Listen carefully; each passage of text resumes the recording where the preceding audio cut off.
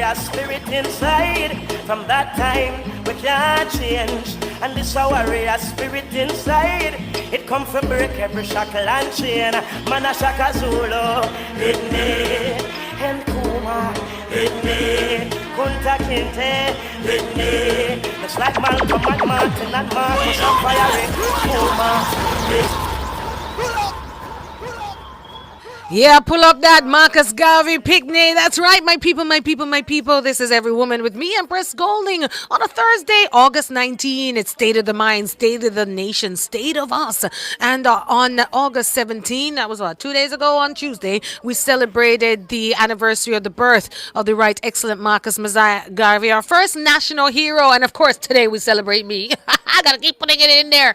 All right, cause we are Garvey's picnics, and the legacy, philosophy, and teachings of Jamaica's first national hero, the right excellent Marcus Messiah Garvey, has failed to make the transition to becoming a fundamental part of the teaching curriculum in Jamaica. Now, with me today is drum roll, the man I live with, but he's not here to talk about our relationship. It's not a relationship Tuesday.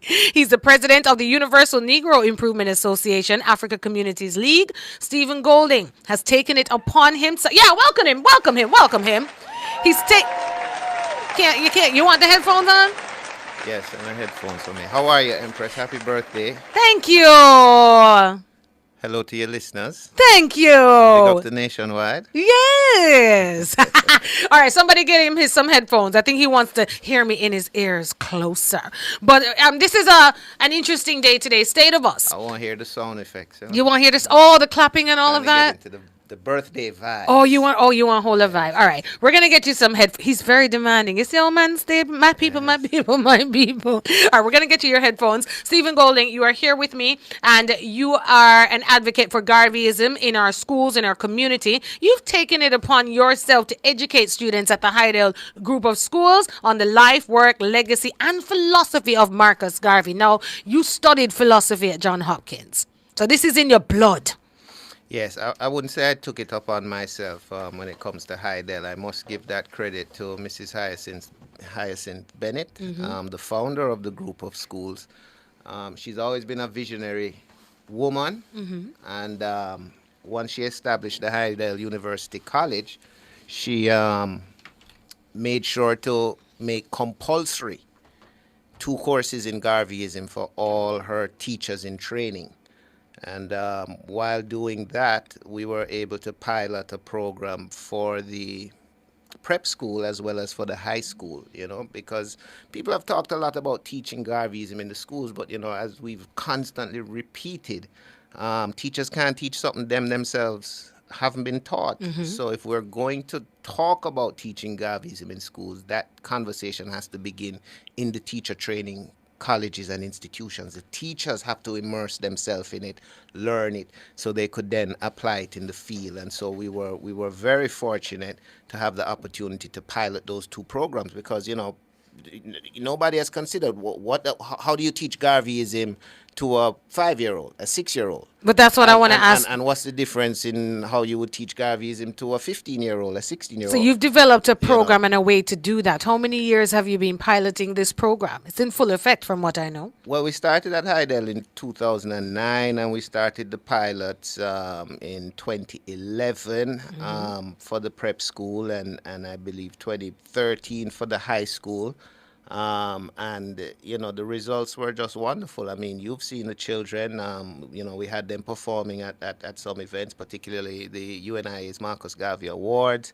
But, the reward really is in, that first class we started with piloting. And we did it in a unique way, because we taught the kindergarten right up to the grade 5 in one grand lecture hall together. And I can't tell you, that takes a little skill as a teacher. I'm sure when you're it dealing does. with that age and that size, student population in one. But what I found is that they responded very well. It was very interesting to them. It kept them.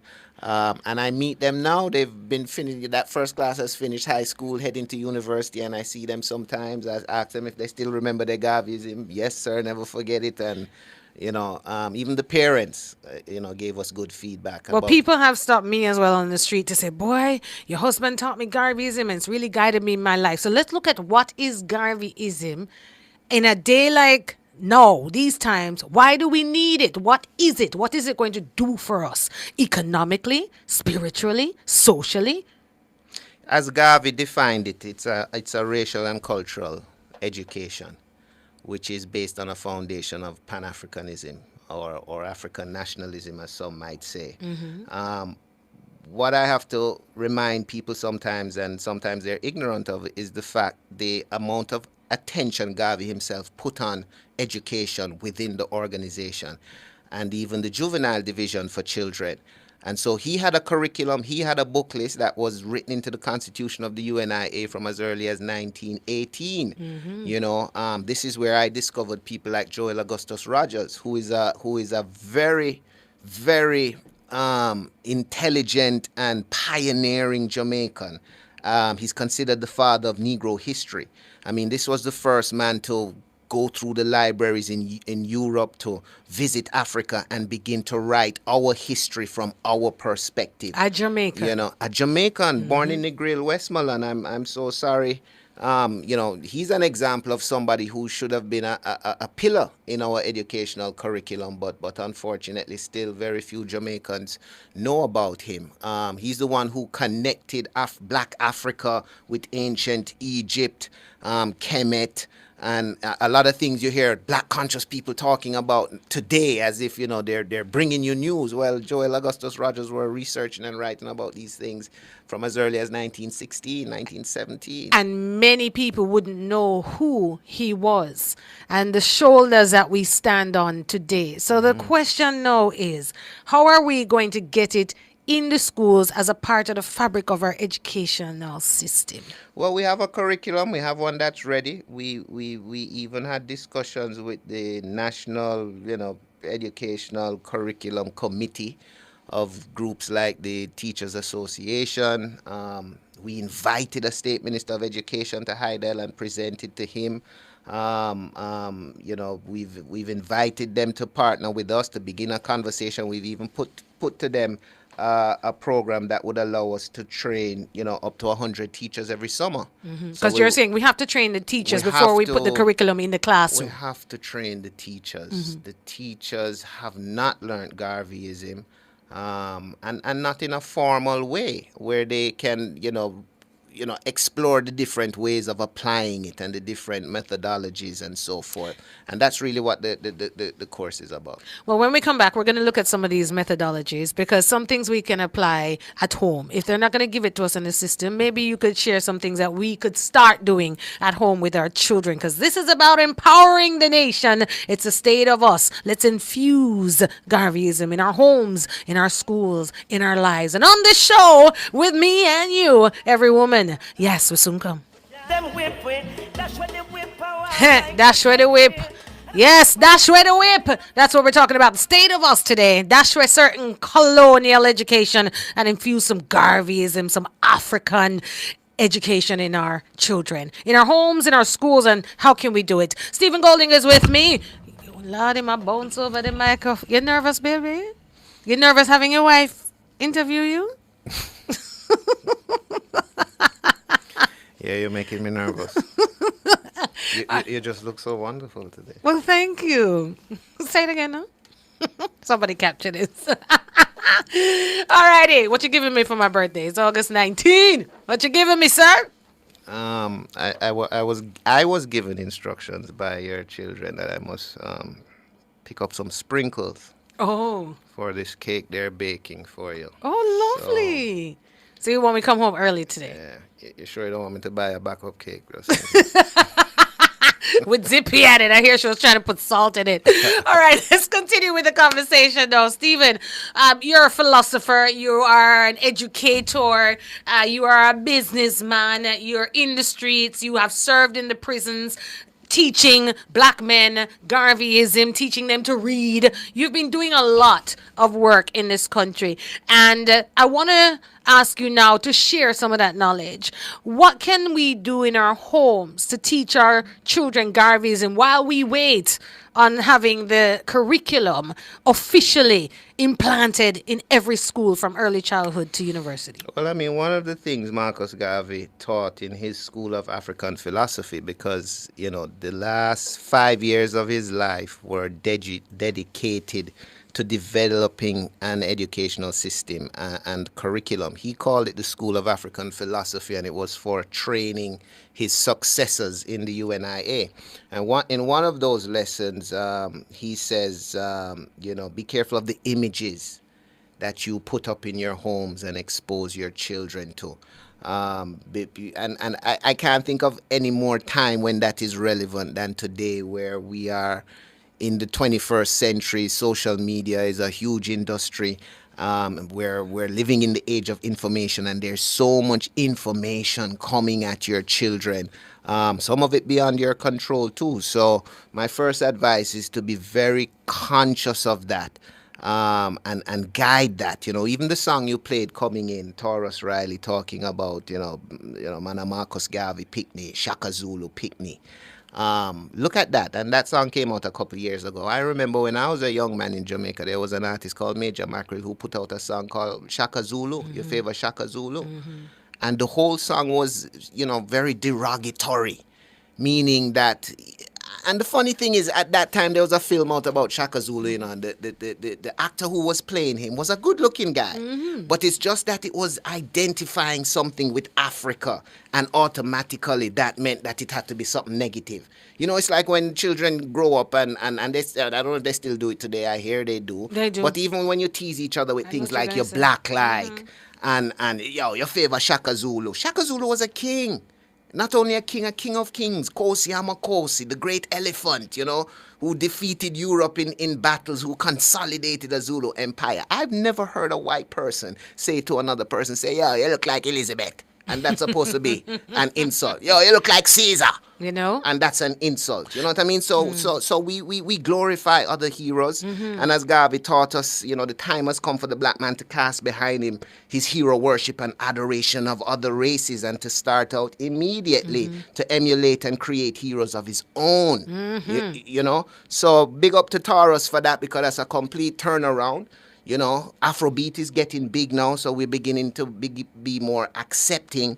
But we have to understand that, the philosophy of white supremacy that underlined the institution of slavery and developed in the society, and that still lingers today, is what causes us to despise our African identity and origins. Malcolm X put it best when he asked, who taught you, the black man, who taught you to hate yourself from the top of your head to the bottom of your feet? Why are our kids bleaching?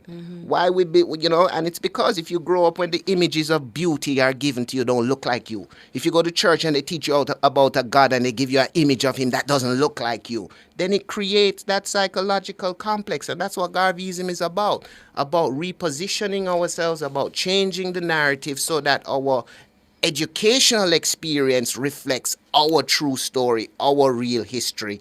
And I don't mean just starting with slavery, because slavery was 300 years, and we have a history going back 6, 7, 8,000 years before that. So let's tell that story. So applicable now to education and creativity in seeing ourselves. There's a program I saw you do where you had all these children create these black superheroes. Yes. Tell me about that real quick. Yes, that was one of the ones that I just thought at the time that, the Marvel Cinematic Universe was being created. You were having these big impacts on. And I looked at the fact that Superman, Batman, and these characters who are so much a part of pop culture nowadays, right? These are characters that were created from as far back as 1933, 1937, so much so that they've become even real life people in our minds and what they represent, and industries are created around them. And then when you saw the success of the Black Panther franchise, I thought it revealed this, the depth of hunger within black people to see ourselves projected in those same lights, to see images of ourselves. And that's why we flock to, you remember in Jamaica, people were putting on the African clothes and going to this. So we ran a project for the prep schools where they were to create superheroes, but not only create superheroes, they had to use certain African symbols. So, as how Superman has that big S that is supposed to On be his the chest. Kryptonian L, the House of L, his family. And it's such a big thing now. People wear it on T-shirts. Not even, you know what? I think you have one like that. Yes. so, yeah, but my S stands for Stephen. So, so we took the Adinkra symbols. Now, Adinkra symbols are from the Akan language, where the Ashanti and other tribes that were taken to Jamaica in slavery come from. And the funny thing is that we have had Adinkra symbols in our society for so long, and we don't know. Common grill work in Jamaica. If you look at the designs that the grills are designed, some of them have a heart, and that's the Sankofa symbol. Some of them have the Guinea Army, and we have been using. So it's almost example of the African retention. Yeah, because the welders picked this up somewhere. They learned it somewhere, and we've been duplicating it for generations, not even realizing that it was an African language. So we use those to create the symbols for the superhero, and each of those words has a meaning. Like Sankova means to return to the past and claim it. Guineami means the omnipotence of God. So we had different symbols that meant, like, I've been through the fire, not burned. So one group created a superhero using that symbol, and his power had to do with fire, and but just even in creating the backstory, we made them dig deep. How did they get their power? They went to Africa, this was brought over, and just seeing themselves rather than embracing the legacy of other heroes that are given to them. For example, there are a lot of subliminal messages with a character like Superman. Superman fights for truth, justice, and the American way. His colors are red, blue, and these are the colors you see on these European flags. And the only difference between Superman and Clark Kent is that Superman has a little twirl of hair that hangs down on his forehead. Many black kids at some point growing up put a towel around their neck saying they're Superman, and then they're trying to get their hair to twirl and fall down on the forehead, which black people's hair don't do. So our superheroes, okay, I think I'm going to switch it up like this before the break. What we're going to do is look at our DIY segment right now, because it's my birthday and I go with the flow. So Stephen Golding has switched up my flow today, so I'm ripping up this paper. Marika, I'm ripping up the DIY today, because she knows I like to go with the flow. I have to switch up our flow sometime, Marika. Yeah, you got to switch it up on them. Plant seeds, Yeah. Okay. All right, so we're switching it up. A DIY moment happens now, and we're asking each and every one of you to create a superhero. It has to be a king, a queen, a black figure in our African story and his story or her story. And what you're going to do is create this superhero and get your children to design it with the Adinkra symbol. Yeah. You're going to post... I wouldn't say it has to be a king or queen, but it has to be an African. It has to be an African. Someone that looks like you. And then you're at liberty. Because, different heroes have different stories. Some are kings, some are coming up from... I did say king or queen or somebody. Or something. Yeah, something. Or somebody that looks like you. Yes. So, all right, Stephen, this is the DIY for today. Let's do it real quick. And then we're going to... What's that? We're going to do it. Yeah. Okay. Just do it. Wait. We're going to do it right now. Let's do the DIY. Do it yourself. DIY recipes, hacks, and everything you can imagine, you can do it yourself.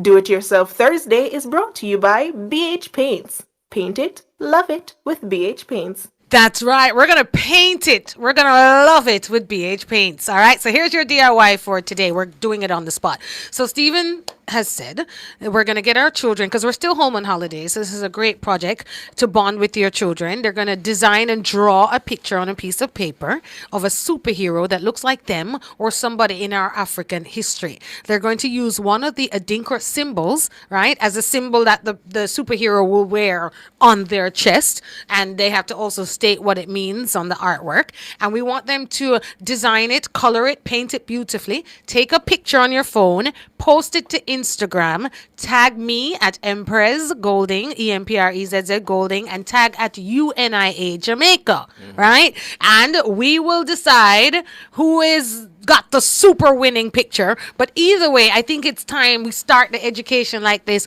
and flood social media with a new way of creating superheroes, a new way of telling our story. What you say, Stephen, about that DIY today? Excellent, excellent. Good activity for the young ones in summer, and put some color on it too, you know. Get the paint out and get the crayons out and And the red, black, and green. yes. And yeah, try to use significant colors, you know, because one of the things that made Jamaica so famous is how we hoist our flags, you know. I mean, we raise the Ethiopian flag higher than the Ethiopians.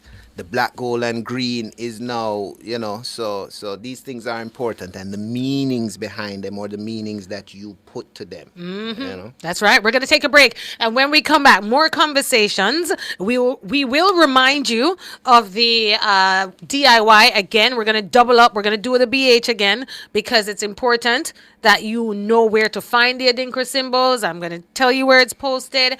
And then we're going to have a conversation about our history, our Maroon history, and what it means to us. Then we're going to bust a brand new tune by Black Hero. More Garveyism, right? One God, one aim, one destiny with Stephen Golding right here on Every Woman with me, Empress Golding, August 19.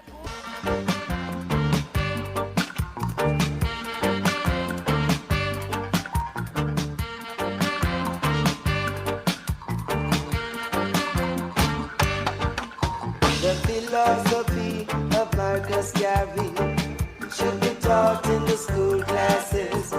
It should be taught in the marketplaces. It should be taught in the surroundings.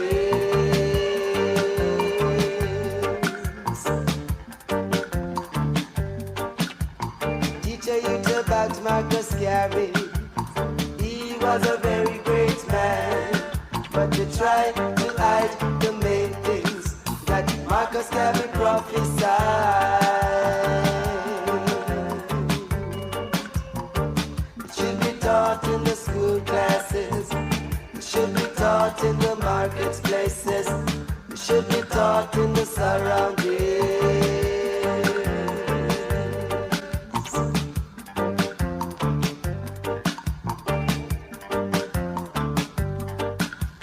Yeah, that's the visionaries right there, Marcus Garvey. Yeah, we should be teaching Garvey on our DIY projects. Teaching Garvey in the markets, in the schools. I want to look at history for a minute and the Black Star Line. You know, we have the Jamaica Stock Exchange, and we always talk about how powerful it is and how well it has done globally. But you know, in conversations at our home, we talk about Garvey kind of being one of the pioneers for investing in business and investing in each other. So let's look at the Black Star Line and what it really meant, and how can we use that to have a vision for something else that we the people can do to build wealth creation, to build stocks and securities, to build trade between here and the richest continent in the world, Africa. Stephen Golden, the Black Star Line. You know, one of the most significant things about the Black Star Line is that it was only traded amongst black people.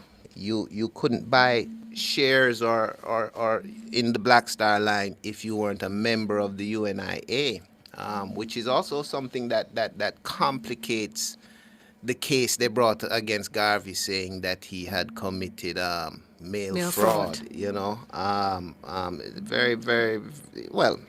If people know that story, they know that the Garvey was being hunted from 1919, even before they managed to bring charges against him in 1923. But you know, the Black Star Line was very important because what it did was demonstrated the difference between Garvey's brand of Pan-Africanism and the others of his time or before him, because Garvey was not the first Pan-Africanist. But what he introduced in his planning and his programming was that economic component, meaning part of our redemption, part of rebuilding ourselves as a nation, had to create industry that had to generate wealth. Otherwise, you know, you can go on the streets and march and protest or what's it not, and you can come up with these various concepts. But if you do not create the economic machinery to provide that sort of stability for your people, then your movements will fail. And it was when he launched the Black Star Line that he became a threat both to the U.S. federal government and the colonial powers like Britain, France, and Spain, and so forth. And so, as much as the Black Star Line was perhaps his most infamous operation and what really brought him to prominence, it's also what caused him to be targeted. And his downfall was plotted. And if you look at now, what could we do now when it comes to trade with Africa? What do you think we can do so that we can capitalize on our story, our history, and the economic power that we have as a one Africa, those at home and those abroad? Before coming here, I was on a Zoom. There's been a 4-day symposium going on between Jamaica and Namibia. Talking about different topics: reparation, repatriation, African unity, the African diaspora.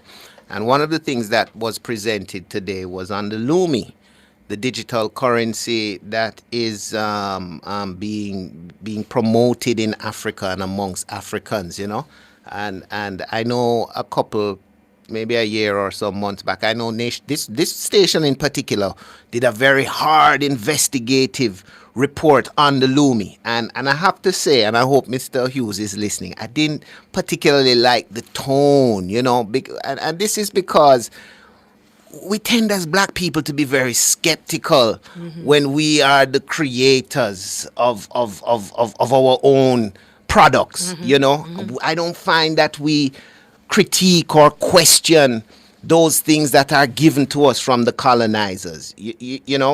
I hear people talking about, well, is Lumi legal in Jamaica? Well, is Bitcoin legal?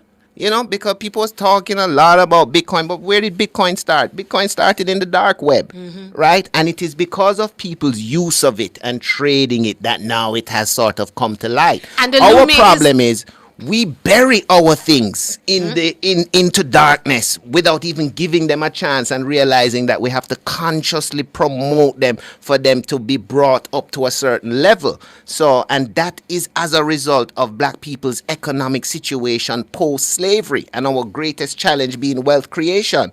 The way the Europeans have controlled us economically is that they are the gatekeepers to the market. And anything that we produce that we are trying to bypass their market, they attack, and the sad part is they use us to attack our own. If we want to go to Africa right now, we got to pay a plane ticket to pass through some American or European city, and get their pay Europe, for their get visa. their visa. And I give you that just as an example. So they've constantly realized that it's not the whips and the chains.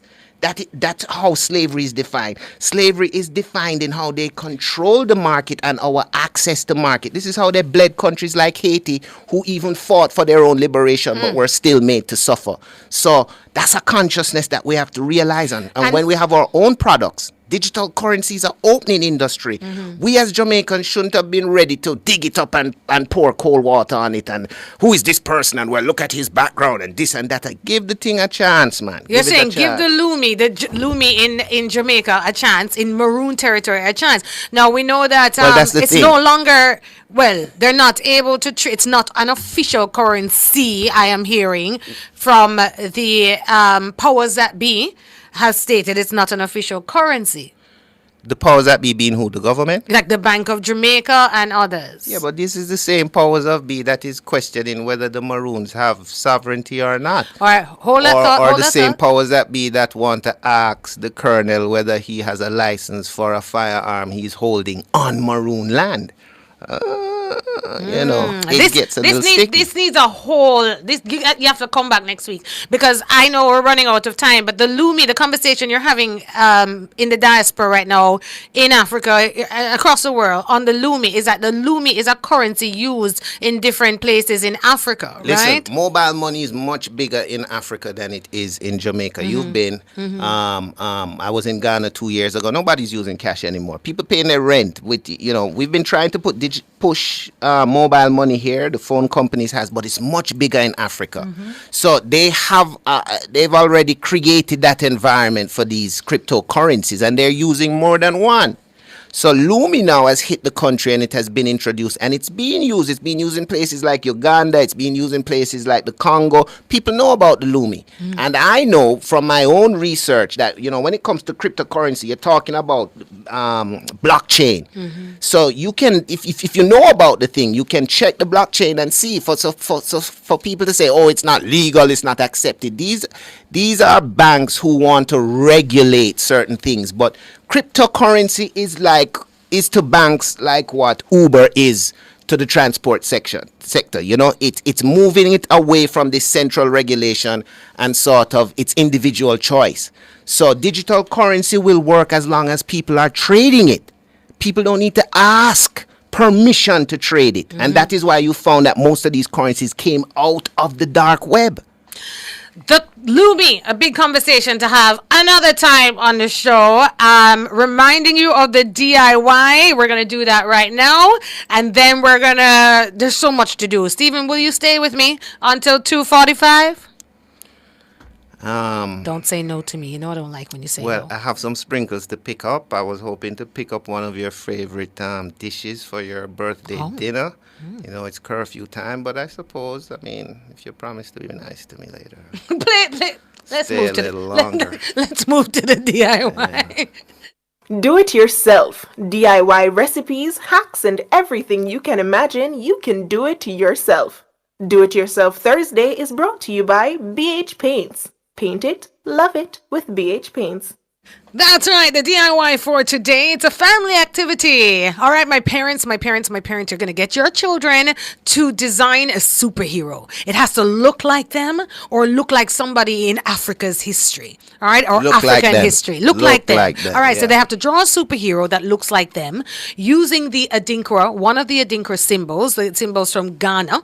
And the symbols are posted on @UNIA Jamaica right now. So you can go on, look at the symbols, see what they are, and research, do your homework and see what they mean, and design and paint this superhero. Post it on Instagram and tag @UNIA Jamaica, tag @BH Paints, and tag @Empress with a ZZ Golding. All right, we want to see your work. We are infusing Garveyism into our social media, into our homes, into our family activities. All right, that's what we've been doing today for the state of us. We're going to take a break, and when we come back, it's recipe of the day, and after that will be melodies of the mind, and I'm going to play the brand new Black Hero song at 2:30. All right, we're soon coming. Stephen promises to stay with me up until 2:45. Yes, I'm loving these comments on your YouTube, boy. You all are hilarious.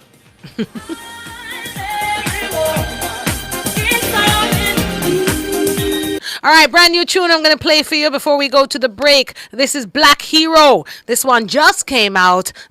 Better Than That.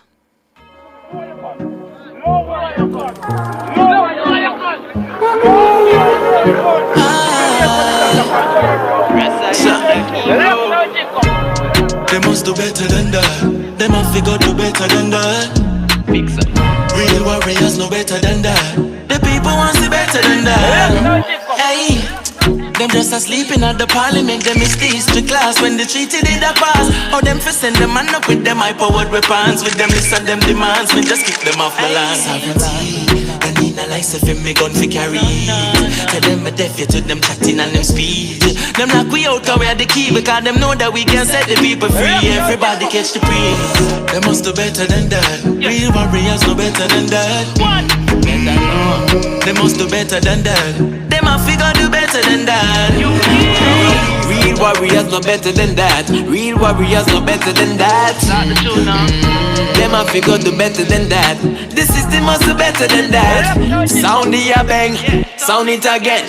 Some and every warrior we ready for defend. No need for pretend when we got the evidence. Coffee them anywhere, coulda in a residence. Real warrior no fire no shot, no give no full shot. No outer road of radical, no school girlfriend. We are no cheese with the rat, no caught in a trap. See you a cut the princess locks. You must be better than that. Real warrior will check you for that. You must be better than that. The people want to be better than that. Nah. They must be better than that. Real warrior no better than that. You must be better than that. Real warrior will check you for that. Hey, a gwan. Look how them lead me on and neck we on when them perform. Issues bigger than all the clocks when them got on. Yet them get too much in the but still no rate dancer. Era, I want that them a pre. Running on the farmers up a cockpit country. Them feeble, me no see no reason. Feel no big man, I'm not pick me and I feel up. Them boy they have to live for.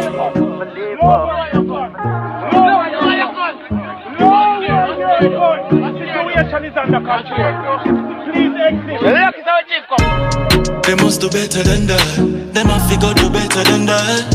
Fix up. Real warriors no better than that. The people want to better than that. Real warriors no better Yeah, than brand spanking new Black Hero, better than that. Talking about the current state of affairs right here in the country. When we come back, Stephen Golding will be with me. We're going to talk about Maroon history, why it's important, and what we the people need to do to up a mighty race. We must accomplish what we will. It's also Melodies of the Mind, so you can request the songs that you want to hear, songs that stimulate, empower, and educate. We'll take a break. We soon come. It's a Thursday, August 19, and I feel so good. I say me 10 stepper ahead of them, 10 stepper. Tell them now, philosophy I federal, Rasta we a fight war spiritual. Hey, welcome Chronic the general. Watch out. Step in the war make a entry. Winnings me innings, Chronics make a century. Steam chalice we have the better sense. Better than we have beretta plenty. Babylon them a pre-man in the city. Get we find out them a demon in the city. When it all boil down to the deep and the tickety. See it clear them mix up in a iniquity. Step in at the wild back to field with the pagan and sprinkle. Isle of me feet and I want to see la spend Kyle of me seat. But still I see I'm a me guide and me shield. Hey, them a pre-man in the city. Get we find out them a demon in the city. When it all boil down to the deep and the gritty. See it clear, them mix up in a iniquity. Over evil, right for me heart. Babylon afraid when they give the answer. Man a warrior boy. Tell them man a warrior boy. Full suit of armor, sword in a hand. Ready for go down dirty Babylon. Man a warrior boy. Tell them man a warrior boy. Chronics real warrior. See that real warrior. Real warrior boy. Jehovah evil warrior. Babylon you might win the fight, but a Christ win the war. Can't trick me with vanity, no frightened figure. All the money in the world and the prettiest girl. Tell your old Jezebel, me no frightened fear. This on the roots and Baba war. If I let you come a war with you, no bother war. Hey, free Spartan in a tata war. In a khaki suit like me go a Calabar. Me tell them from day one, just up in a me helmet of salvation. Me no care when the hypocrite a plan be wrong. Sing fence, Teflon a step on Satan. Babylon them a pre-man in the city. Get to find out them a demon in the city. When it all boil down to the deep and the gritty. Them mix up in a iniquity. Over evil, right from the heart. Babylon afraid when the Gideon start. Man a warrior, oh. Man a warrior, man a warrior. All warriors come out today. It's a state of us, and we are evoking every single warrior in this world right now. The time has come. The time is now. Big up Chronics right there with that one. That's a vibe today on Every Woman with me, Empress Golding, and still with me in the Melodies of the Mind segment, Stephen Golding. Where's that, Stephen? I was saying, I wonder if you remember when that song was being worked on. We were doing a broadcast in St. Jago de la Vega at a producer's house named Fligo. And there was a young, slim, dark-skinned youth there working with him. Short hair. He never even started twist up yet. Named Jamar. Yes. I remember that. Yeah, man. Oh, my God. Long time we in radio. Long time we in radio. Yeah, tell the people who introduced you to radio. Stephen Golding, Campbelltown was the first community. And we traveled across this island, every parish, every corner we touch. Until I had to fire you for sexual harassment.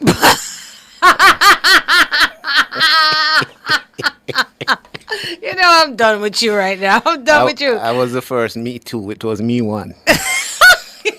I'm not laughing at that. I'm not laughing.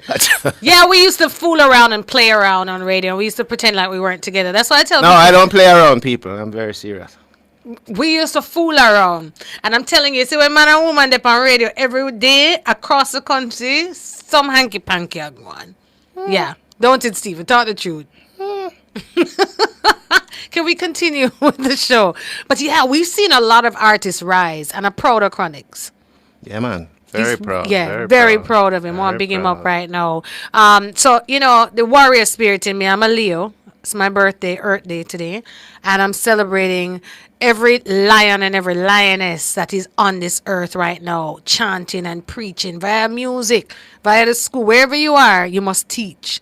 You must empower and educate because we are bombarded with so much negativity. We're looking at our Maroon history now, Stephen. I know you're a man who travels to cockpit country on a regular.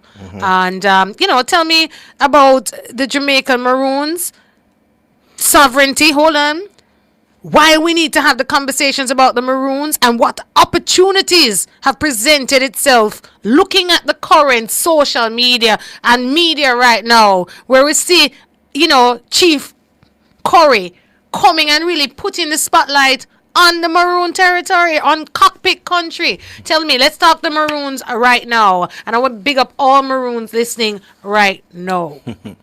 You know, the first thing is, I don't even like how we define them as Maroons. Maroons is another term that we have adopted from the colonizers. Now, whole heap of terms. We You know, last Friday you had Ose in the studio. I was listening to the show. Very from good Nigeria, show. yes. One of the projects he was here discussing with me, you know, is a project we're trying to put together called the African Kingdoms of the Americas, a quota, you know, African Kingdoms of the Americas. Cool. And that's what the Maroons represent. And this is why they are able to sort of leverage under the Charter of the Rights of Indigenous People. But you see the problem in how we learn our history, and particularly during that period of enslavement. We get it in isolation. Jamaican people talk about the Maroons as if, you know, it is something unique to Jamaica. But we must understand this. What you call Maroons existed on every space, every land, every continent that Africans were taken in enslavement. You know, and the first set of Maroons weren't Nani and Kojo and Achompong or even Juan de Bolas and Juan de Ceras from the time of the Spanish. You know, some of the earliest free African kingdoms were established in places like Colombia with Bencos Biojo or Mexico, Gaspar Yanga, Venezuela, Miguel de Barria, Ganga Zumba and Zumbi in Brazil, Macandal in Haiti. So Nani and Kojo didn't operate in isolation. Africans resisted slavery from the beginning. They resisted on the continent. They resisted in the ports. They resisted on the ships. They resisted when they reached here. In fact, the first set of Africans that were brought here enslaved were much better at resisting, because they were actually prisoners of war who were traded by African kingdoms as they expanded, conquered new tribes, incorporated them. Those set of fighting soldiers who lost the war, it was very difficult to incorporate them back into society. So the tradition was to sell them as slaves. And again, slavery has been a part of everybody's history, right? The the British were enslaved by the Romans. And again, the word slave itself comes from Eastern Europe. But anyway, those first set, because they were Slavic people. Slavic people, right? Yeah. Those first set of enslaved Africans were seasoned soldiers. They had fought wars on the continent. They were skilled in battle. It was very difficult to keep them on the plantation. And that's why you find that most of the so-called Maroon communities set up throughout the Americas were started very early, 16th century, 1500s, 1600s, and so forth. Now, what the Europeans found is that they could not match them in battle because the land was new to them too. They didn't know the land. The Africans were better adapted to the land, better adapted to the mosquitoes and simple things like that. And so these kingdoms flourished, you know, whether they were called Palenques or Quilombos or Maroons or whatever. They flourished in every part. How the Europeans reacted to that was that they began to violate the treaties of their trade on the continent. And they would no longer just buy the prisoners of war, but they would actually kidnap women, children, people that they felt were more easier to handle. Not trained soldiers, versed in weapons, versed in long distance running and fighting and so forth. And their letters from various African chiefs at that time, writing to European kings and saying, listen, your traders are violating the treaty. They're actually kidnapping my people now. And they're, giving weapons to my enemies to foment more kidnappings, right? And that is why you find that the later set of Africans that were brought over weren't so quick now to take to the bush and to fight and so forth. They were from a different sort of sector of the society. Now, the ones that fought and established themselves, once the Europeans found that they could not beat them, they tried to contain them. And they did this by treaty. So when people talk about the Maroon Treaty here in Jamaica like it's in isolation, no. It was a common practice. The Spanish did it, the Portuguese did it, the French did it, before the British did it. The Americans did it with people like the Apaches and other Indian nations in the United States. They can't beat them, so they contain them. And that's how you have what you call reservations in America, or what we call Maroon lands here in Jamaica. So Accompong, Moortown, Charlestown, and Scotts Hall, their treaty, the 1739 treaty, has it been violated? And do we need to examine it more? Where are we now with that? Because there seems to be some confusion on the land where people are saying, yes, they have sovereignty or they don't have sovereignty. What does it mean? What have you seen? What are you hearing? What have you read as it relates to the treaty? We've heard constitutional lawyers say they do not have sovereignty. What do you think? What do you know? And what can come from this now? It depends on how you define sovereignty, right? The power and to control. It depends on how you enact that sovereignty. The Maroon Treaty was violated many times. Remember, there was a violation of the Maroon Treaty in the 1790s that caused the Second Maroon War, when Maroons were arrested or flogged in Montego Bay or wherever it was, which was a violation of the treaty. The treaty said that in terms of judicial matters, Maroons were to be dealt with by Maroons. They were to be judged by Maroons. And therefore, they were not to be subject to they could be accused of committing a crime outside Maroon land, but they would have to be adjudicated over by the Maroon colonel, meaning you had to follow that process of reporting them. You couldn't just arrest them, flog them, disarm them, right? That was one of the things they were allowed to do too. Bear arms, right? I remember when we were in Kenya and we saw the Maasai coming through the city with their knives and everything, and the Kenyans were explaining to us that they're the only people who could go through the public like that armed, and the law allowed for them to be armed because of the lifestyle that they lived as pastoralists. These men moved cattle from miles and they had to face lions and all kind of things.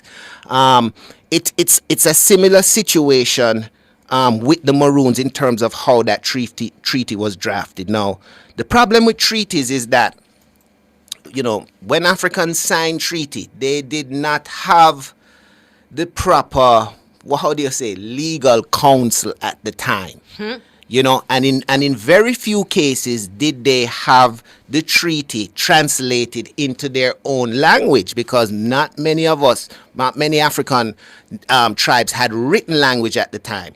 The only case of when that happened was in Ethiopia. People might remember the Treaty of Ochale with Italy that started the first Italian-Ethiopian war.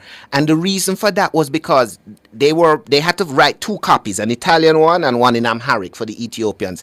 And they changed a simple line to say in the Amharic version that the Ethiopians read, it said that Ethiopia may avail itself of Italy's help in engaging other European nations. But the Italian version said Ethiopia must. May and must use Italy when they are engaging other Europe. Anyway, it was a cousin of the Queen of the Empress of Ethiopia, who was in Rome at the time and had learned Italian, that saw the copy of that Italian treaty, sent word that took how much weeks to get back to Ethiopia to say, yo, this is what the Italian version say. And when the emperor heard, he tore it up, and that's how Italy and Ethiopia went to war. And I give that as an example that not many other African kingdoms had that fortune to have their people being able to gather the real treachery that was being done. Because Europe don't ram to tell you lie, you know. Them write one thing, them give you another thing, and then when you protest later, them say, well, see, you sign it here, and this is so and so. And it was a similar thing with the Maroon Treaty, you know, because you signed the Maroon Treaty with an X.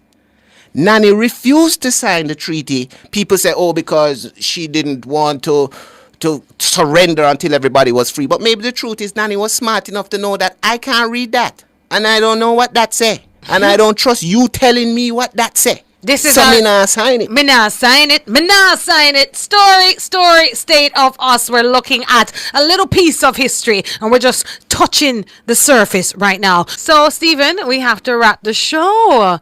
We have to wrap the show. Before I play this one, I feel like I didn't even say anything yet. Yeah, that's what I'm thinking. And I'm thinking maybe you want to come back next Thursday? Are you free? What's your calendar look like? I don't know yet. You don't know yet? Is it your birthday next Thursday again? Every day should be my birthday. All right, so Tell you what, maybe I'll come back on my birthday. That's September 4th. That's not far away. Yeah, September 4th. Let me see the date. That's a Saturday. That's not my day. Yes, we can DIY my toes or something. Somebody call a beautician up in here. Man, find a good woman who will give you a pedicure, you know, if you like me, you know, go do no pedicure. Throw shade. And your wife ever tell you, look at your toes. No, throw shade. All right. Anyway, it was a pleasure being here. On the issue of sovereignty with the Maroons, though, I think Chief Curry is agitating, and the fact that these conversations are being brought into the public space, it has to happen.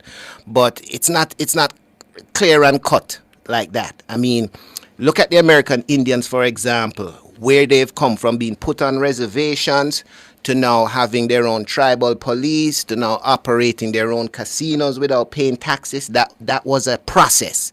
The Maroons are not as far ahead in that discussion as they are, but they have, the treaty forms a basis for sovereignty. But sovereignty is something that you have to act on and continually upgrade, you know. No discussions was had with the Maroons in 1962 when Jamaica became independent and became a nation, and there was no parameters designed around how that relationship was to work.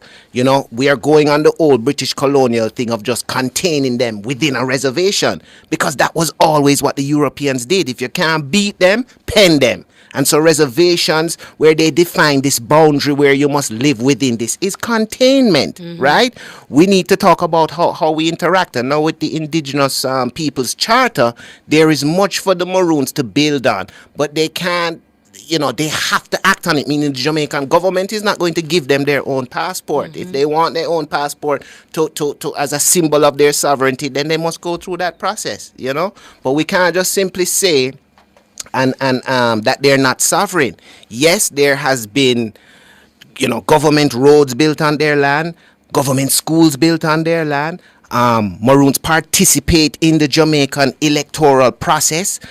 There is a history of the relationship between the Maroons and, say, like the constabulary force. The Maroons were the first Africans to be brought into the police force because, you know, the treaty outlines a military agreement between them and the state. There's a lot to talk about. And I think what he's doing is putting it in that space, and they should use that momentum for their own benefit. If it is sovereignty they want, then they got to take it, they got to grab it, they got to build it, they got to develop it. That's right. You know, you can't sit down on a 200-plus-year-old treaty and just, you know, sovereignty don't feed you. Sovereignty don't mean that you can provide power, water for your people, food for your people. Those are things that you have to go out there and enact. But as far as defending Maroon land, particularly when armed police are coming on, it's the same situation in America. State police cannot run up on tribal lands, but federal police can. We're You going to understand? leave it there. We're going to do this. We're going to have more discussions on this, on our Black history. This is a space on a Thursday, the state off. We're going to do it more often. So thank you so much, Stephen Golding, for coming. I know you want to go and help the children make my birthday cake, so I'm going to release you. Yeah, I have to get the sprinkles. That's what Zipporah Yes, said. and go pick up some of your favorite sushi. Okay. Is sushi what you want? They I do always love assume sushi. that. Yeah, I love sushi. Please get me some sushi You know. tonight. So And I'm just taking orders today. Yes, thank you. Finally, he takes orders. Let's take a phone call. Hello, caller. Hello, Auntie Empress. Hello. Hi, who's this? This is Sheree Campbell, one of the latest additions to Talk Youth. Hello, my darling. How you doing? I am so excited to be talking with you because this is actually the first time I'm getting to talk to you. Happy birthday. Thank you so much. And I see Damien here in the studio with these gorgeous gift basket. Oh my gosh, I love you all so much.